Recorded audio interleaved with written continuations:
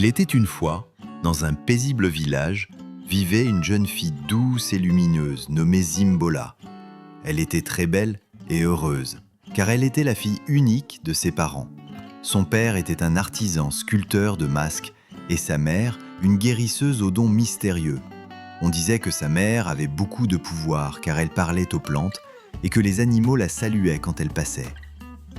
Mais à cause d'une maladie que ni les plantes ni les mystères ne pouvaient guérir, un matin, après avoir donné un dernier baiser à sa fille, elle s'est rendue l'âme.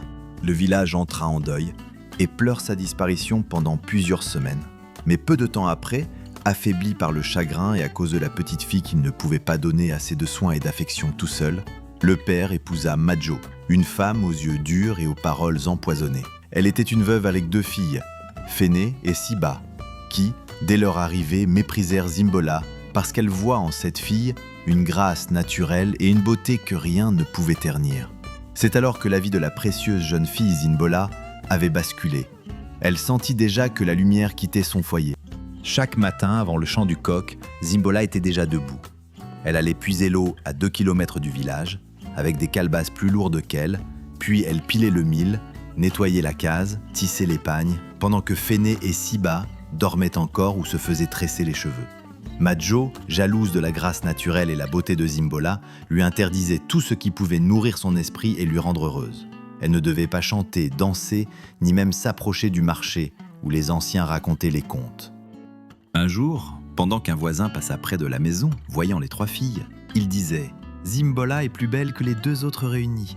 Ayant entendu cela, Majo, sa belle-mère, jura que cette beauté serait éteinte à jamais et décide d'augmenter la peine et la douleur de la fille. Elle obligea Zimbola à dormir dans une hutte à moitié en ruine, près du champ d'arachides, un espace qui était destiné aux vieux chiens. Elle mangeait les restes froids, buvait l'eau que les autres ne voulaient plus et portait toujours le même pagne déchiré que sa mère lui avait laissé. On l'empêchait même de parler avec les visiteurs. Mais malgré tout cela, son regard brillait. Et ça, Majo, sa belle-mère, ne le supportait pas. Un matin, les tambours et les trompettes du royaume résonnèrent, délivrant un message à tous les habitants du royaume, spécialement les belles jeunes filles. Le prince organisait une grande soirée pour choisir son épouse. Toutes les filles du royaume étaient conviées. Zimbola sentit son cœur bondir, mais Majo, sa belle-mère, voyant la lueur dans ses yeux, jura qu'elle n'irait jamais et décide de prendre des mesures pour que son rêve ne devienne jamais une réalité. Elle va faire des manœuvres cruelles et très injustes afin d'empêcher Zimbola d'aller à la soirée royale et atteindre la salle où se trouve le prince dans le seul but d'éliminer toutes les chances pour que cette fille devienne reine. La veille du bal, Majo fit enfermer Zimbola dans la vieille grange du forgeron avec des chaînes aux chevilles. Mais à la tombée de la nuit, une brise souffla dans la grange. Les chaînes se déroulèrent toutes seules comme des serpents effrayés et la porte s'ouvrit. Une voix murmura « Personne ne peut enchaîner ta lumière ». Furieuse, Majo demanda à 2 chasseurs de conduire Zimbola loin, dans des montagnes, sous prétexte de livrer du mil à un vieillard. Ils l'abandonnèrent en pleine forêt. Mais cette nuit-là, un éléphant blanc apparut et l'aida à retrouver le chemin du village. Elle arriva juste avant la tombée de la nuit, silencieuse comme l'eau. Majo, dans un dernier élan de cruauté, paya 3 brigands pour tuer Zimbola et faire croire à un accident. Mais au moment où ils s'approchèrent, des centaines de lucioles les encerclèrent. Aveuglés, ils se mirent à courir et tombèrent dans le marigot. Zimbola, elle, trouva un petit sentier illuminé par les lucioles et continua son chemin en paix. Majo enfin verrouilla la case à vivre, jeta les restes de nourriture aux chiens et interdit à Zimbola de toucher aux provisions. Mais cette nuit-là, en rentrant chez elle, Zimbola trouva dans sa hutte une feuille de bananier contenant du riz au sumbala et un gobelet de lait frais.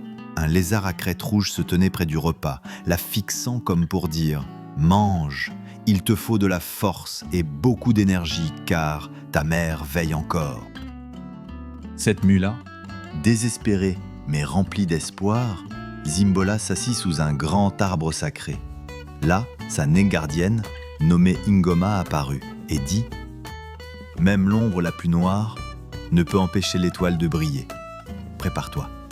Elle frappa le sol, le pagne de Zimbola se transforma en une robe tissée d'étoiles et d'écorces sacrées. Ses cheveux furent tressés de fils d'argent et ses pieds chaussés de sandales de lune.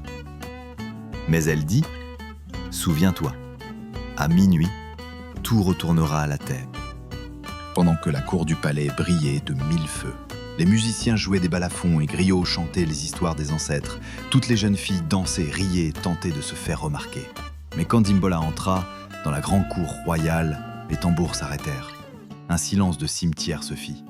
Tous se tournèrent vers elle, émerveillés. Le prince d'Amani sentit son cœur s'arrêter et la reconnut aussitôt. Elle n'était pas vêtue d'or ou de bijoux exagérés, mais elle rayonnait. Ils dansèrent sous les étoiles au rythme des balafons, comme si leurs âmes s'étaient déjà reconnues.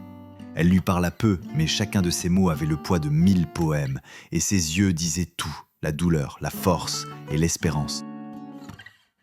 Pendant que Zimbola était en train de se perdre dans les bras du prince, une trompette annonce qu'il est minuit, et d'un coup de tête, elle s'échappa dans les bras du prince et disparaît dans le jardin du royaume à travers les palmiers. Mais à force de se précipiter, elle a laissé derrière elle une sandale lumineuse. Le prince la ramassa, jurant de retrouver celle qui faisait danser la lumière. Il traversa village, forêt et marché. On lui présenta des dizaines de filles, mais aucune ne fit briller la sandale. Le prince, avec son cortège, enfin arriva chez Majo, la tension à son paroxysme, car ses filles, Féné et Siba, voulaient à tout prix devenir la reine, et c'est le plus grand vœu de leur mère. Ses filles, Féné et Siba, se battirent pour essayer la sandale. Mais malheureusement, rien n'y fit, et leur visage traduit clairement cette profonde déception, et Majo décida enfin de jouer son petit jeu. Ce que personne dans le village ne savait, c'était que Majo cachait un secret terrifiant. Elle était une sorcière ancienne, initiée aux arts sombres et aux magies interdites. Sa cruauté n'était pas seulement celle d'une belle-mère jalouse, mais d'une femme qui voulait à tout prix contrôler le destin. Majo aimait plus que tout sa fille cadette, Siba, sa préférée.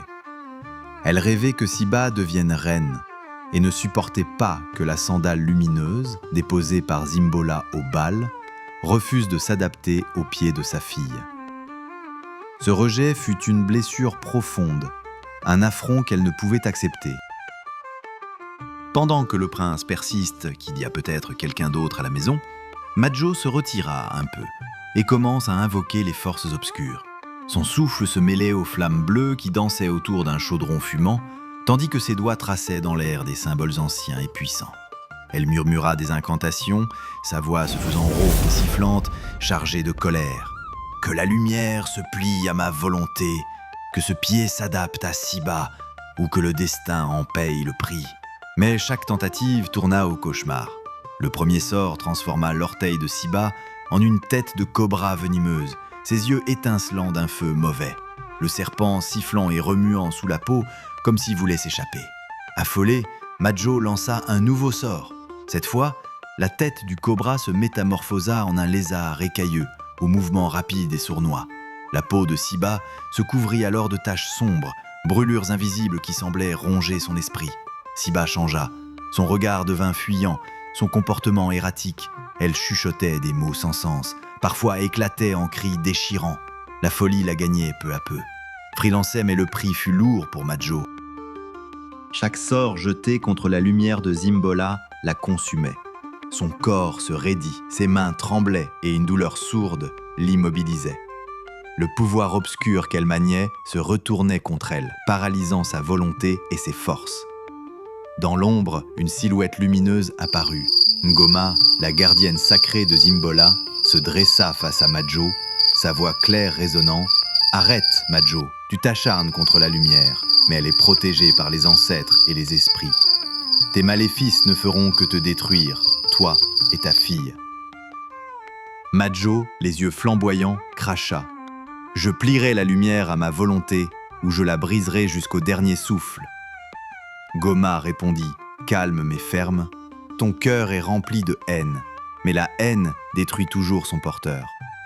La lumière ne se commande pas, elle éclaire. Relâche ta colère avant qu'il ne soit trop tard. » Mais Majo, perdu dans sa rage et son désespoir, n'écouta pas. La magie noire et la lumière sacrée s'affrontèrent dans un fracas invisible. Un gros vent souffla, les flammes bleues vacillèrent, puis s'éteignirent. Majo tomba à genoux, paralysé par ses propres enchantements, tandis que Siba, errant dans la folie, s'effondra dans la forêt. Zimbola, au fond du jardin, observait la scène. Bien que vêtue son vieux pagne plein de poussière, elle décida de se présenter au prince. Silencieuse, elle apparut. Dès qu'elle toucha la sandale, elle s'illumina et le vent se leva. Le choc fut terrible. Majo chancela, tombant sur une natte. « Ce n'est pas possible, disait-elle. »« C'est elle, dit le prince. Il prit la main de Zimbola et dit « Tu es la lumière que je cherchais. » Zimbola devint reine, mais elle n'oublia jamais d'où elle venait. Elle fit rouvrir les écoles de contes, planta des jardins pour les orphelins, et chaque mois, elle allait danser sous l'arbre sacré avec des enfants. Elle était aimée du peuple, des anciens, des esprits et du roi. Un jour, le prince d'Amani dit à la reine Zimbola « Depuis que tu es à mes côtés, le royaume dort mieux, les hibiscus fleurissent hors saison, et même les oiseaux chantent plus fort. C'est pour cela, désormais, ton nouveau nom est la reine aux pas de lune, celle dont la lumière venait de l'intérieur. » La morale de cette histoire est « La justice peut briser le corps, mais jamais l'âme de celle qui porte la lumière. »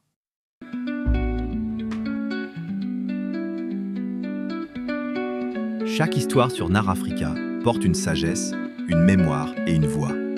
Si tu as aimé l'histoire, alors montre-le avec un joli pouce bleu. Partage-la avec tes amis, ta famille, même ton voisin. Et surtout, abonne-toi à Narafrica pour ne rater aucune nouvelle aventure. À bientôt pour une nouvelle histoire.